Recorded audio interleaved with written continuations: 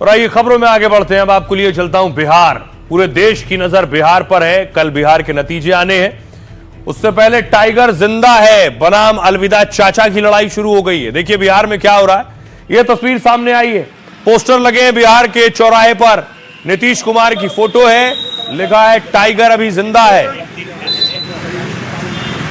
Exit poll के बाद बढ़ा हुआ उत्साह है कि नीतीश कुमार वापस आ रहे हैं। बहुत से लोगों ने मान लिया था कि नीतीश कुमार नहीं आएंगे वापस, लेकिन यह तस्वीर एग्जिट पोल के बाद दिख रहा उत्साह है। दूसरी तरफ देखिए जरा, आरजेडी ने एक पोस्टर लगाया है और इस पोस्टर में लिखा है अलविदा चाचा।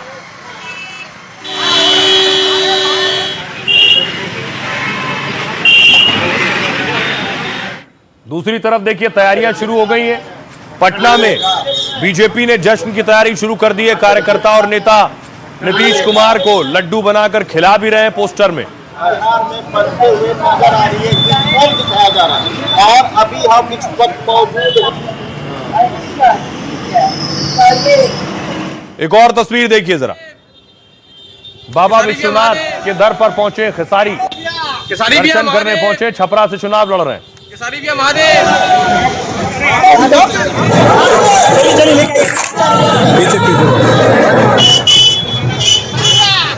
कौन सी बात है?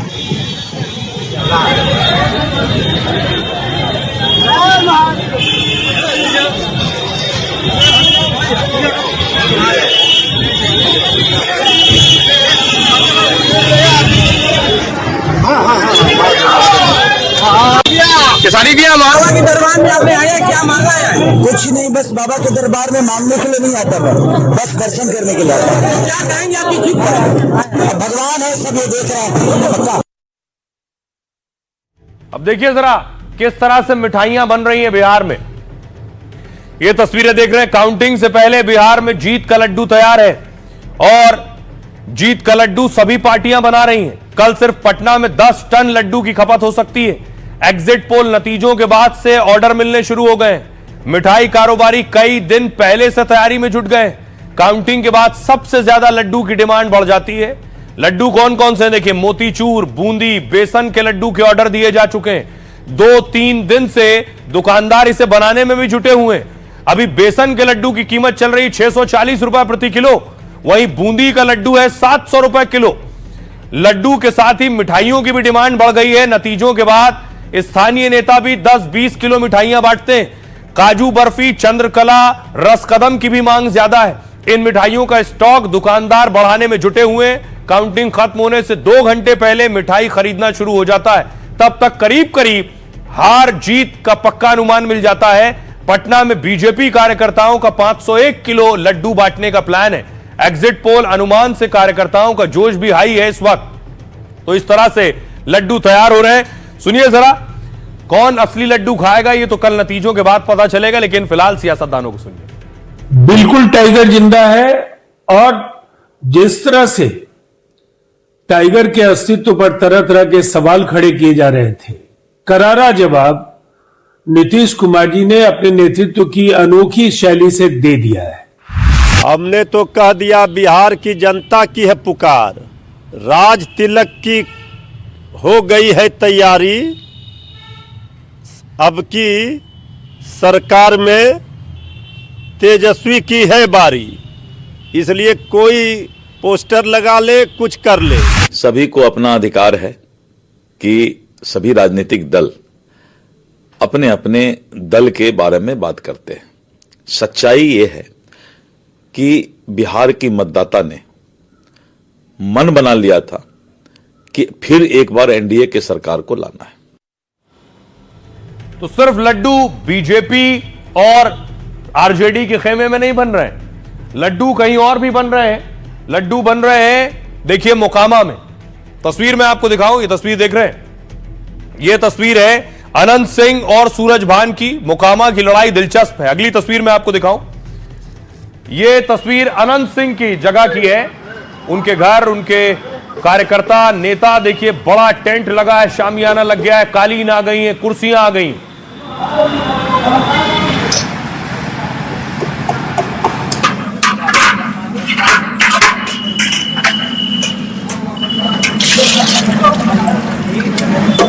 आदमी से लाइनअप करना जरूरी है। सैकड़ों लोगों के लिए खाना बनने की तैयारी चल रही है। कल नतीजों से पहले ही यह तैयारी हो रही है अनंत सिंह के यहाँ।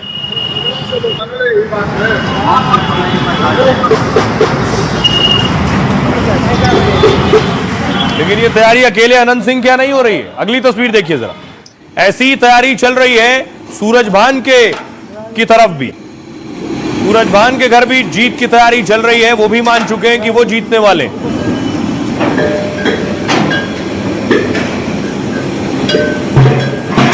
ये देख रहे हैं सूरजभान के यहाँ पूड़ियां बन रही हैं, गोभी की सब्जी बन रही है, बैगन की सब्जी बन रही है।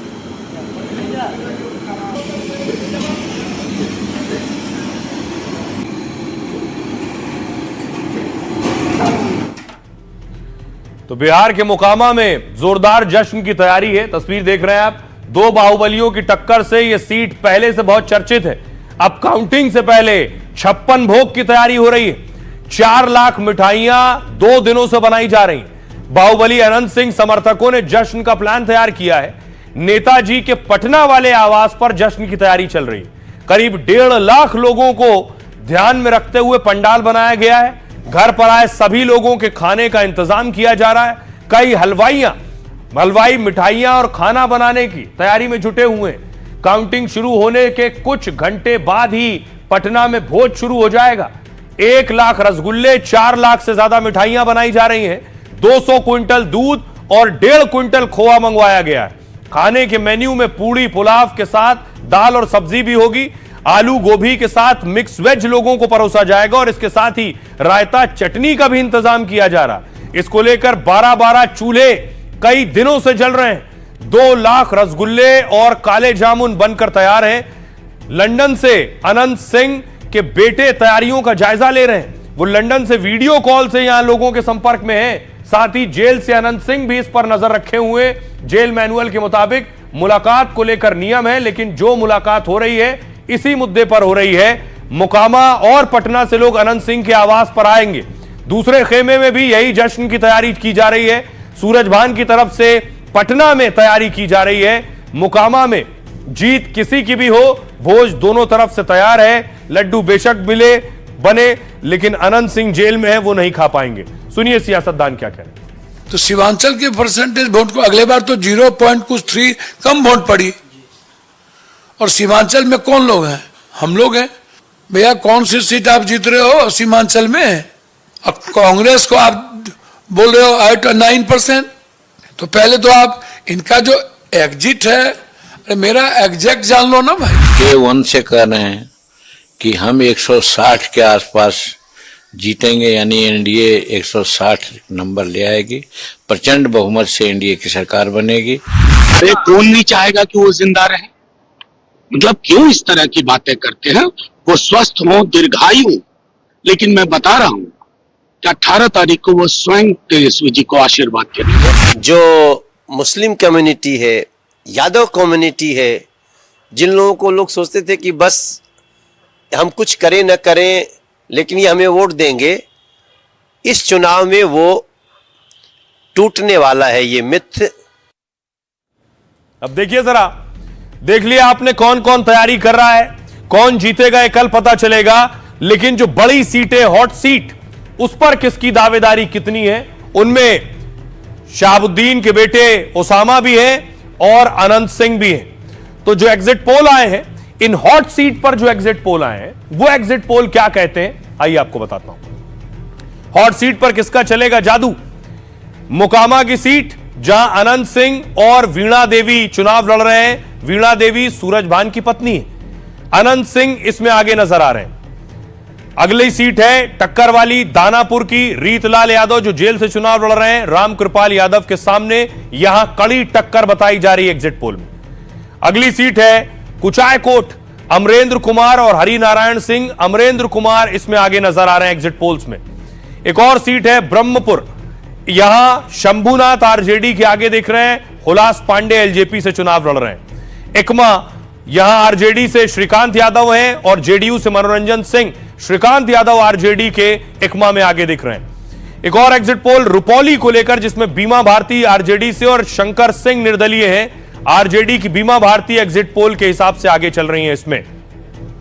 अब ये जो हॉट सीट है, ये हॉट सीट के बारे में मैं आपको बता रहा था। आइए अब आपको बताता हूं, सुनिए जरा सियासतदान क्या कह रहे हैं। देखिए, जब भी अधिक मतदान होता है वो सत्ता पक्ष को हटाने के लिए होता है, और जो निराशा थे बिहार को नौजवानों में, आम मतदाताओं में पिछले 20 सालों से, उसकी एक प्रतिक्रिया था कि वोट ज़्यादा पोल हुआ और परसेंटेज आपको ज़्यादा दिखाई देता है। एक सुनामी है और लोगों का जो वोट है, महिलाओं का खास करके वोट है, अगर 5-6% ज़्यादा पड़ा है तो सब एनडीए की तरफ गया है। और इसको अगर मान लिया जाए तो हम समझते हैं कि ये सीट की संख्या जो दिखाई जा रही है उससे ज़्यादा रहेगा। अब देखिए, उन लोग हारेंगे तो क्रिटिसिज्म तो करेंगे ही, कुछ ना कुछ बोलेंगे ही। हकीकत यही है कि जो बहुत लड़ाई बहुत क्लोज है, और आने वाले समय में जब रिजल्ट आएंगे तो उसका अंदाजा लगाया जा सकता है। जब राहुल गांधी मुंह छुपा के भागते हैं, उस बात का संदेश होता है कि भाजपा की सरकार रह रही है। तो एग्जिट पोल से ज्यादा तो राहुल गांधी जी का भागना इस बात का संदेश है कि भाजपा की सरकार, एनडीए की सरकार आ रही है। अब देखिए, बड़ी बात यह है, एक और बड़ी सीट है। यह तस्वीर आप देख रहे हैं तेजस्वी यादव की, और तेजस्वी यादव के एमएलसी हैं, वो ये कह रहे हैं कि कल नतीजे आने के बाद बाकायदा बिहार का जिक्र कर रहे हैं कि नेपाल जैसे हालात हो जाएंगे। क्यों धमकी दे रहे हैं वोटिंग से पहले, देखिए जरा। बिहार में काउंटिंग से पहले आरजेडी के नेता धमकी दे रहे हैं। जिला प्रशासन को आरजेडी नेता की खुली चेतावनी। सुनील सिंह काउंटिंग को लेकर भड़काऊ बयान दे रहे हैं। इस बार मतदान बदलाव के लिए हुआ है। जनता ने नीतीश और बीजेपी सरकार को पूरी तरह नकार दिया है। बिहार की जनता अब तेजस्वी को सीएम के रूप में देखना चाहती है। 2025 में तेजस्वी यादव की सरकार बनने जा रही है। 2020 में काउंटिंग को लेकर चुनाव आयोग पर निशाना साधा है। 2020 में काउंटिंग किस तरह से हुई, उस पर इसी को टारगेट किया गया है। आइए अब आपको सुनवाता हूं, सुनिए जरा क्या कुछ कह रहे हैं नेता। का दूध और पानी का पानी कीजिए। अगर ऐसा नहीं होता है तो मैं उनको बड़ा विनम्रता के साथ चेतावनी देना चाहता हूं कि आपको कल नेपाल का दृश्य बिहार के रोड पर देखने को मिलेगा, अगर आप जीता हुआ को हराते हैं तो। उनको अपनी मॉनिटरिंग के जरिए ये इस बात का एहसास है कि 2010 से भी बुरे नतीजे उनके खिलाफ जाने वाले हैं, और इसीलिए ये लोगों को अब डराना इन्होंने शुरू किया है। इसलिए अफवाहबाज और जो धमकीबाज नेताओं को सबक सिखाने का काम है वो जनता ने पहले ही कर दिया, इसलिए कि इनके चाल चरित्र और चेहरे को जनता पहचानती है। राहुल जी को ऑल ऑफ अ सडन जिस तरीके से जेनजी याद आ रहे हैं, या बिहार के जिस तरीके से विपक्षी राजनीतिक दल हैं, ये बात तय है कि इन लोगों को अपनी हार ये लोग मन ही मन में मान चुके हैं। फीडबैक हर राजनीतिक दल को आता है, और जो संतोष एनडीए के नेताओं पर है, के चेहरे पर है, वो महागठबंधन के नेताओं पे नहीं है। ये अपने में दर्शाने बताने के लिए काफी है कि इन लोगों को पता है कि ये लोग हार रहे हैं। अब बड़ी चीज है जो एग्जिट पोल आए, वो एग्जिट पोल ये इशारा कर रहे हैं, और ज्यादातर एग्जिट पोल की नीतीश कुमार की जीत होने जा रही है। एग्जिट पोल ये कह रहे हैं, और उसमें महिलाओं की बंपर वोटिंग एक बड़ी वजह है।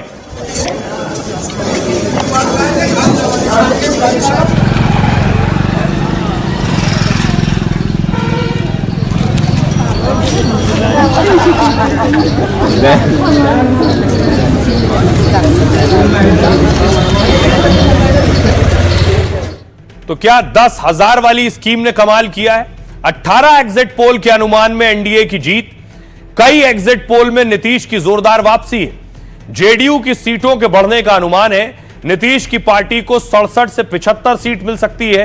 कुछ एग्जिट पोल में बीजेपी को 63 से 73 सीट मिलने का अनुमान है। ऐसे में नीतीश कुमार एक बार फिर बड़े भाई की भूमिका में होंगे। अगर ये आंकड़े सही साबित हुए तो नीतीश की लहर मानी जाएगी। नीतीश के लॉ एंड ऑर्डर के साथ 10,000 वाली स्कीम का असर है। एक बार फिर बिहार में महिलाओं ने जबरदस्त वोटिंग की है। इसी वजह से बिहार में आजादी के बाद सबसे ज्यादा वोटिंग हुई है। साथ ही नीतीश और एनडीए को महिलाओं ने थोक के भाव में वोट दिए। पुरुषों के मुकाबले महिलाओं ने 9% ज्यादा वोट डाले हैं। करीब 5 लाख ज्यादा महिला वोटरों ने मतदान किया है। 1.5 करोड़ से ज्यादा महिलाओं को 10,000 रुपए की मदद दी गई थी। मुख्यमंत्री महिला रोजगार योजना के तहत यह पैसा मिला था उन्हें। इसके लिए पैसा लौटाने की शर्त भी हटा दी गई थी। 10,000 की यह राशि सीधे महिलाओं के खाते में भेजी गई थी। आइए खबरों में आगे बढ़ते हैं। आज की एक और बड़ी खबर है बाबा बागेश्वर से जुड़ी। बाबा बागेश्वर की यात्रा चल रही है और बाबा बागेश्वर की अचानक तबीयत खराब हो गई यात्रा में। चाहे कुछ भी हो, बाबा बागेश्वर रुकेंगे नहीं। तस्वीर में आपको दिखाऊं, बाबा बागेश्वर की यात्रा में साधु संत और बड़े बड़े लोग शामिल हो रहे हैं।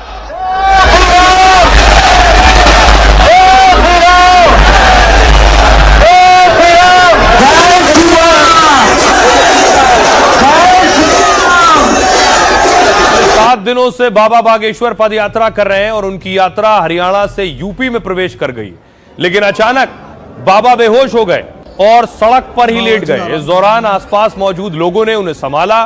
कुछ देर तक वो सड़क पर ही लेटे रहे, फिर उठकर बैठे। उन्होंने अचार के साथ पराठा खाया और दोबारा यात्रा शुरू की। इससे पहले बुधवार को भी उनको बुखार आ गया था। डॉक्टर्स ने उनका चेकअप कर उन्हें दवा दी थी और फिर उन्हें कमजोरी महसूस हुई, लेकिन वो डटे रहे। बताया जा रहा है कि लगातार पैदल चलने की वजह से और प्रदूषण के बीच यात्रा करने से उनकी तबीयत बिगड़ी, लेकिन बाबा बागेश्वर ने कहा चाहे कुछ भी हो जाए, वृंदावन तक यात्रा रुकने वाली नहीं है। अब भी इस यात्रा का 55 किलोमीटर का सफर बचा है। अगले 3 दिन में इसे तय कर बाबा मथुरा पहुंचेंगे। 16 नवंबर को बांके बिहारी मंदिर में इसका समापन होगा। राइट।